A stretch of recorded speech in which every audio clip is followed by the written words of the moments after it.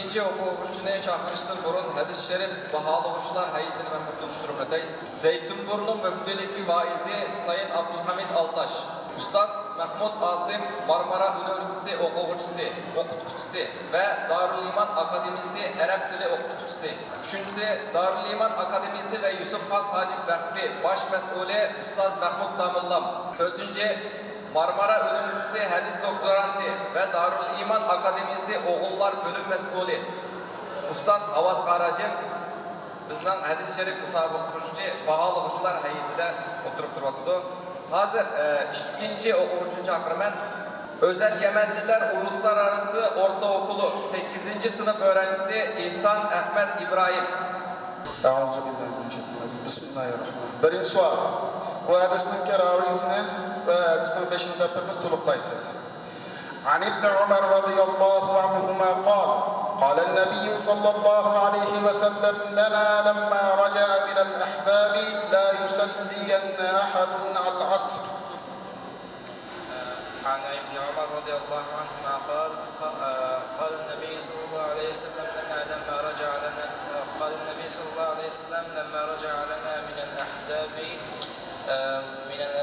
الأحزاب قال لا يصلين أحد العصر إلا في بني قريظة فأدرك بعضهم العصر في الطريق وقال بعضهم لن نصلي حتى نأتيها فقال بعضهم بل نصلي لم يرد منا ذلك فذكروه ذلك للنبي صلى الله عليه وسلم فلم يعنف واحدا منهم.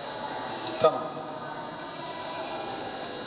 Bismillahirrahmanirrahim. İkinci sual. Hadisteki meşhur cümlenin depirme hadisinin ravisi olan billah hadisini tuluklayısız. Dikkat kılın. La tuşeddur rihal illa ila selaseti mesacid.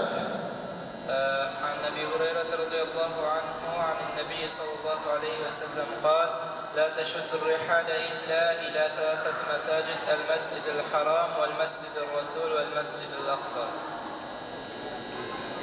Tamam. Üçüncü sual. Hadisteki babını depirme, babdaki ravini depirme hadisini tuluklayısız. Düşündünüz mü maksatı?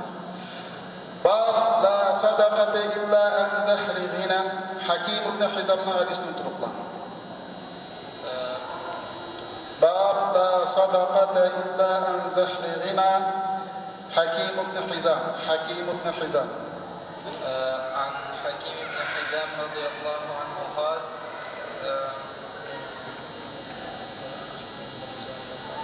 اليد العليا خير أن اليد العليا خير من اليد السفلى واليد العليا هي المنفقة اليد العليا خير من اليد السفلى وابدأ بمن تعول. اليد العليا خير من اليد السفلى وابدأ بمن تعول وخير صدقة عن ظهر غنى ومن يستعفف يعفه الله ومن يستغني يغنيه الله. Dördüncü sual, birinci sual okşaydı. عن أبي هريرة رضي الله عنه عن النبي صلى الله عليه وسلم قال السفر قطعة من العذاب. عن أبي هريرة رضي الله عنه قال رسول الله صلى الله عليه وسلم السفر قطعة من العذاب يمنع أحدكم من طعامه وشرابه فمن من طعامه وشرابه فمن ونومه يمنع أحدكم طعامه وشرابه ونومه فإذا فرغ أحدكم فإذا قضى نحمته فإذا قضى سفره فإذا قضى نحمته فليعجل إلى أهله. Tamam.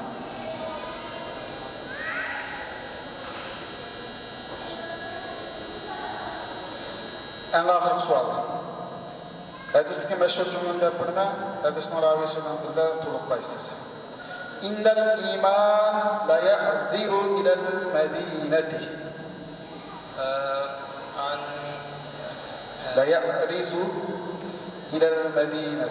عن ابن عمر رضي الله عنهما عن أبي هريرة نعم. عن أبي هريرة رضي الله عنه أن رسول الله صلى الله عليه وسلم قال: الإيمان ليأرز إلى المدينة كما تأرز الحية إلى جحرها. تمام. الله razı olsun.